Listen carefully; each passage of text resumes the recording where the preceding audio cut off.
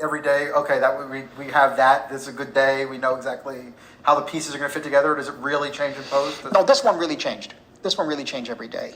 And Departed did too. Departed was really, really a major change and convoluted. I try to do many different things with it. And in the post, when Thelma Schoonmaker, my editor, and I recut the picture many, many times on Departed. Here, it was okay. We knew it. We saw it. And it was a matter of just distilling all the action down to as tight as it could be. And then basically some information that connected some business issues, which wasn't really that interested in. But I did feel once I saw the scene, the first week of shooting with first 2 days, he arrives at the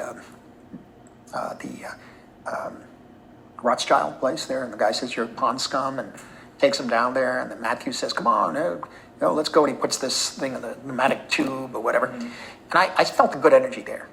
I really did. But then we did the lunch scene with Matthew McConaughey and Leo. And that's when it all clicked in, about 4 days into shooting. And I realized that's the kind of movie, that's the movie. That has got to go fast, fast, fast, fast. It has to be speed and then stop. And we're talking, but then that takes on its own speed, in a way, its own energy and its own acceleration. Before you know it's a 4 or 5 minute scene. Not everybody agrees with this, but that's the kind of thing I wanted to do. And then swirling around again, another longer scene, and see if we could do the, what's the word? It's contradictions in rhythm, contradictions in pacing. And then all these incidents pile on top of each other until the boat sinks, for God's sakes. I mean, really, literally. Yeah, literally goes down and that's it. I said, and that still is not the end. So I said, all right, what exemplifies what we're doing in this world any better than this? This is what it is.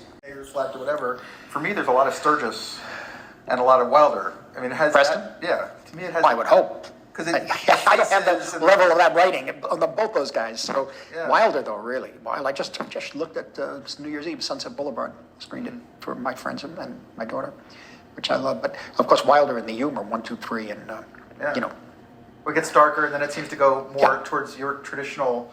It gets very tough. There's really no humor in the last 20 minutes of the film. It gets very unfunny. Yeah. Very quickly.